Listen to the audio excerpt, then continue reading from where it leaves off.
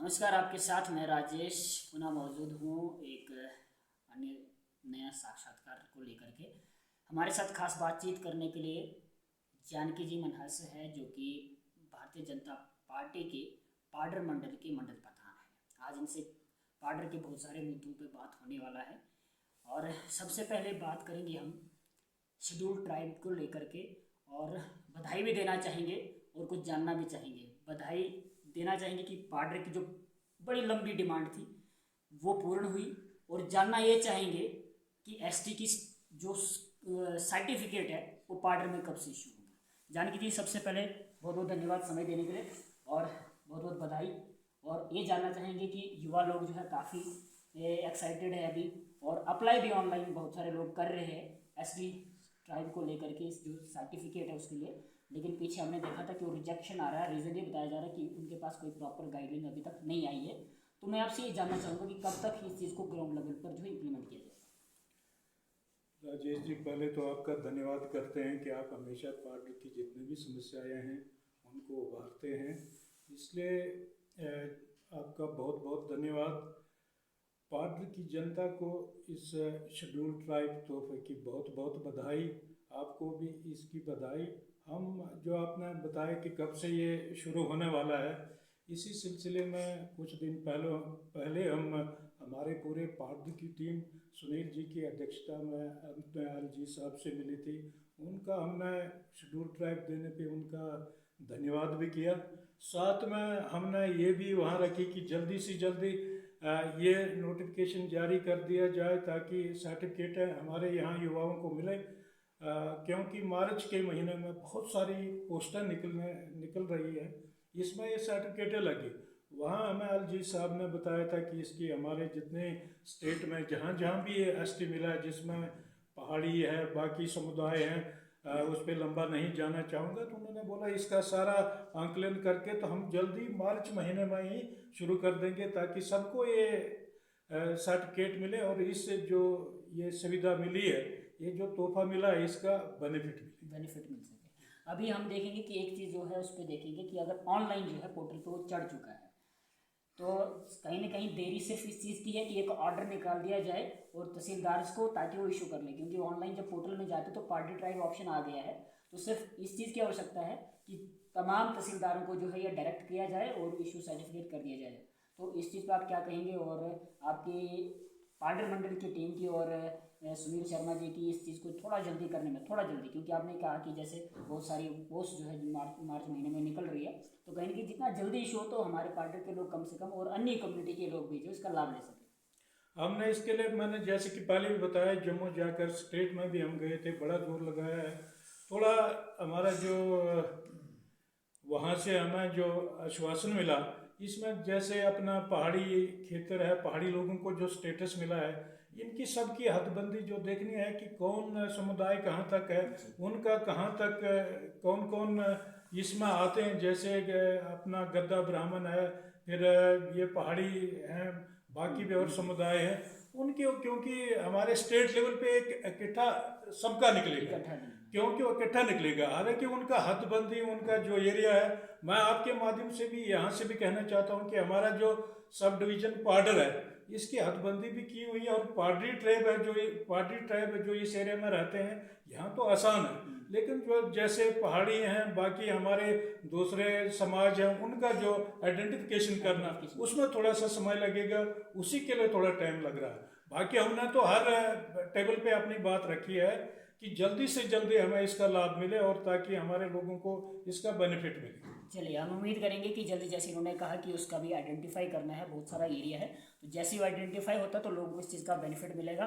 तो इसके साथ साथ हम आपसे जानना चाहेंगे कि पाडर में जो है अभी 3 हाई सेकेंडरीज हो चुकी है, इश्तिहारी, लिगरी और ये साथ में हमारे अठोली। हम आपसे ये जानना चाहेंगे कि ये स्टाफ का बहुत इश्यू रहता है, बहुत परेशानी रहती है, तो इस पर क्या विशेषतर आपकी तरफ से आश्वासन मिलेगा?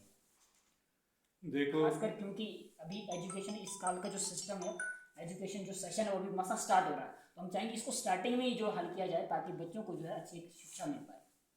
देखो सर जी, क्योंकि हाल ही में आपको पता होगा कि यहाँ पार्लिमानी इलेक्शन नज़दीक में आने वाला है, जिसकी नोटिफिकेशन शायद कुछ चंद दिनों में निकलने वाली है, उसके लिए यहाँ एडमिनिस्ट्रेशन द्वारा बहुत फेरबदल हुई, जिसमें हमने यहाँ बहुत पहले जो हमारे वो डिस्ट्रिक्ट लेवल एडमिनिस्ट्रेशन थी या यहाँ हमारे सब डिवीज़न लेवल पे, तो उसके लिए बहुत सारे अच्छे अच्छे ऑफिसर्स आए थे, बहुत अच्छा काम चला था। मगर ये जो हमारे सरकार के तरफ से ऑर्डर निकले हैं इलेक्शन के रिलेटेड, सब लोगों को आउट ऑफ डिस्ट्रिक्ट ड्यूटियाँ लगाई गई है।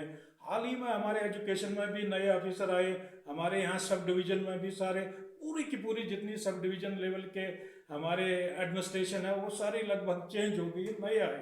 उसके बाद यहाँ एक चीज़ तो मैं कहूँगा कि हमारे लिए एक खुशकिस्मती है, यहाँ जुलाई के बाद से जनवरी फरवरी तक सूखा पड़ा था, बहुत बड़ी आने वाले समय में बहुत प्रॉब्लम थी, जिसके लिए जब हमारे प्रभु राम की मंदिर की प्राण प्रतिष्ठा थी, उसके लिए यहाँ हमारे पार्टी के तरफ से आदेश था कि हर मंदिर में साफ सफाई हो। हमने इस पूरे एरिया में हर मंदिर में साफ सफाई की, पूजा की, भजन किए, हवन किए। उसके बाद यहाँ मौसम बहुत अच्छा रहा, बारिश हो रही है, बर्फबारी हो रही है, हमारे इस इलाके में बहुत नज़दीक तक मीटरों के हिसाब से बर्फ पड़ी, तो जो हमारे लिए एक बहुत अच्छी बात है। उस हिसाब से जो नई एडमिनिस्ट्रेशन हमारी आई हुई है ये हर गांव तक नहीं पहुंच पाई है। इससे पहले हमारे जो यहाँ एसडीएम पार्डर थे, तहसीलदार पार्डर थे, एसडीपीओ पार्डर थे, एसएचओ पार्डर थे, हर गांव में जाकर लोगों की समस्याओं का समाधान करने के लिए हर गांव में जाकर कैंप किए थे, हर जगह पहुंचे थे। अब कल भी हमारे एसडीएम साहब के साथ बात हुई थी, ये जो नए एसडीएम साहब हमारे आए हैं इनसे भी हमारी बातचीत हुई, ये भी तैयार हैं कि मैं हर गांव में जाऊं, जो भी समस्याएं ख्वाह वो हेल्थ के रिलेटेड हैं या जी हम मानते हैं। क्योंकि देखिए सर, एक चीज़ और मैं बताना चाहूँगा कि ठीक है जाते विजिट होता है, आज पब्लिक दरबार होते हैं बहुत, लेकिन उस खाली नाम के होते हैं। आज आप देखेंगे पार्डर में जितने भी पब्लिक दरबार हुए तो गिने चुने कुछ लीडर्स और गिने चुने कुछ उनके स्टाफ ही ज़्यादातर देखने को मिलता है, लेकिन उस इम्प्लीमेंटेशन हम चाहते हैं कि पहली एक चीज़ हम आपसे आश्वासन चाहिए कि स्टाफ जो है एक अच्छा जो है, खासकर शिक्षा विभाग की मैं बात करूँ उसको लेकर के एक अच्छा स्टाफ वहाँ पर नियुक्त किया जाए, और वो उसको चीज़ को हमारे पार्टी की जो लोकल लीडरशिप है वो खुद स्वयं देखें, ना कि एडमिनिस्ट्रेशन पर छोड़ दे, इस पर ना छोड़ दे कि डीसी साहब कर लेंगे, जडीओ साहब कर लेंगे। हमारा लोकल लीडरशिप जब हमारे लोगों की समस्या को धड़ल्ले तरीके से वहाँ करेंगे। और आज की अगर मैं बात करूँ तो मुझे नहीं लगता कि अगर ऐसे कोई आपके माध्यम से या भारतीय जनता पार्टी किसी भी कार्यकर्ता के माध्यम से अगर कोई ऐसा काम जाता है तो वो मुझे नहीं लगता कि वो ना हो। देखो सर, हमारे यहाँ जो मैं आपको एक असल बात बताना चाहूँगा कि हमारे पार्टी की जो भाजपा का यूनिट है सब डिवीज़न पार्टी का, सभी लोग बहुत मेहनत कर रहे हैं उसमें, ख्वाह जो पीआरआईज हैं या हमारे पॉलिटिकल विंग के लोग हैं, सबों ने मिलकर बहुत मेहनत किया, तब भी ये चीज़ें हुई जो मैं बता रहा था। 14 से पहले देखा जाए तो यहाँ मैं कहूँगा कि कुछ भी नहीं था, उसके बाद सभी चीज़ें हुई।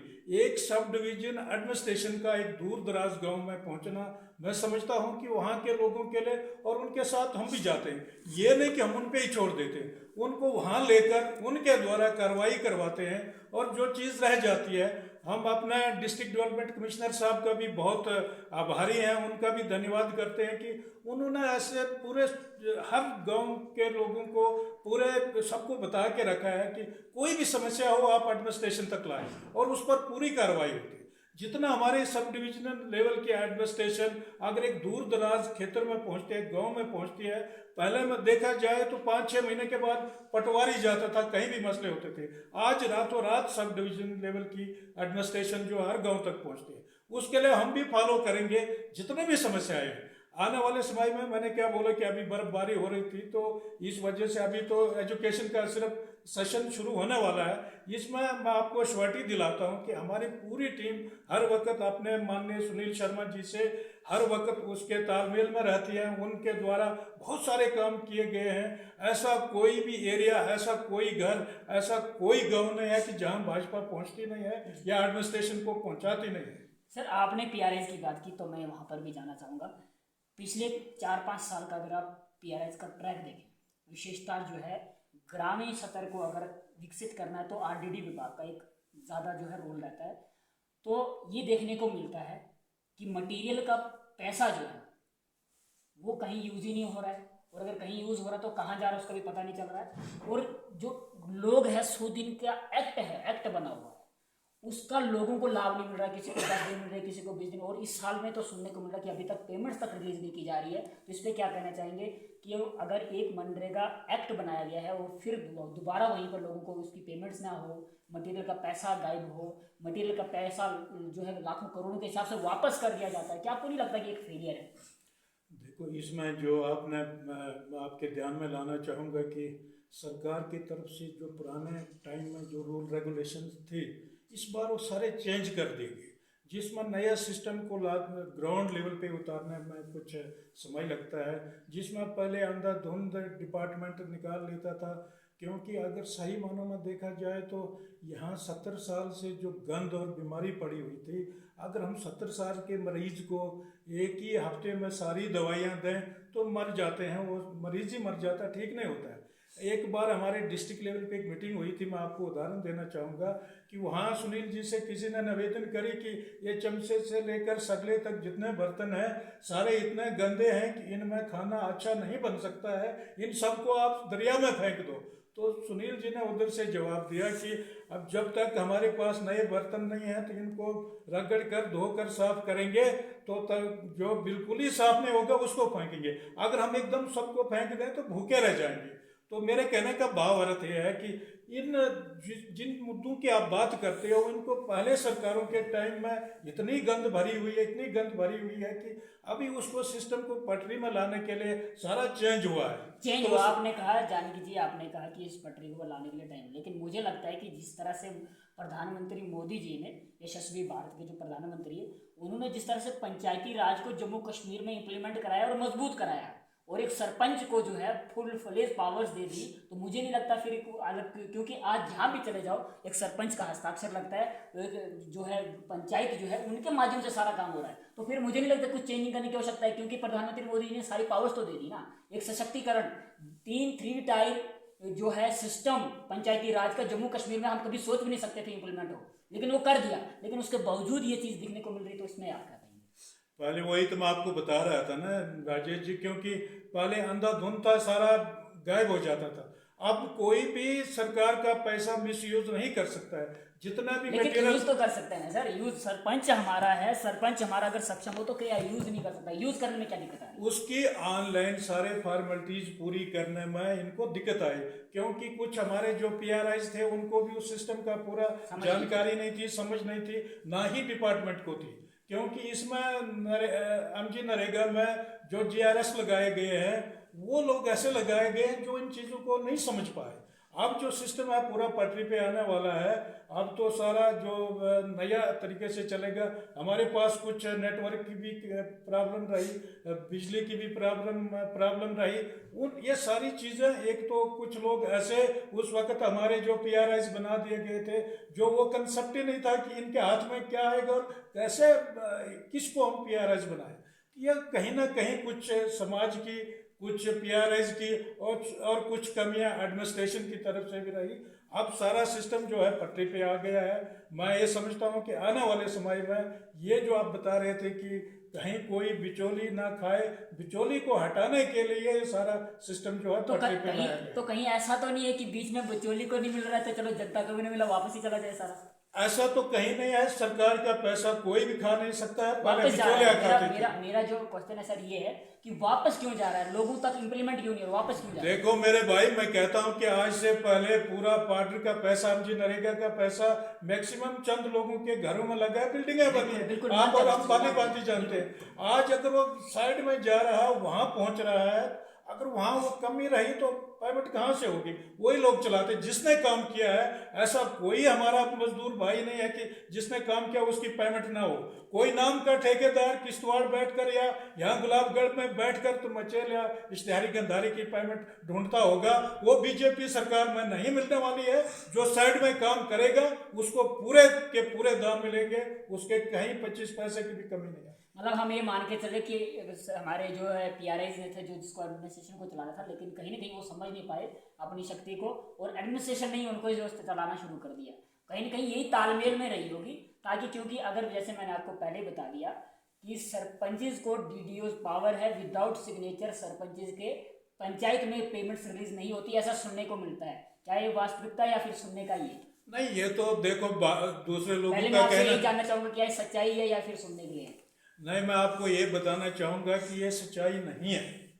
क्यों नहीं है सच्चाई? क्योंकि जिन लोगों ने, मैंने पहले भी बोला कि नहीं, टोटल खा लिया था। पावर्स तो सरपंच को फुल फ्लेज है, इस चीज को मानते हो आप? पावर्स तो सरपंच के पास दिए, लेकिन साथ में वहां सारे दूसरे पैरामीटर्स भी लगाए गए हैं ना। सरपंच बिल्कुल अपना मनमानी नहीं कर सकता है। सबके साथ पैरामीटर्स है, पैरा जियो टैगिंग होगी। पहले देखा जाएगा कि हाँ कुछ ग्राउंड में था कि नहीं था। उसके बाद वहां फोटो खींचे जाते हैं, जियो टैगिंग होती है, जिसका जो काम दिखता है उसकी पेमेंट हो जाती है।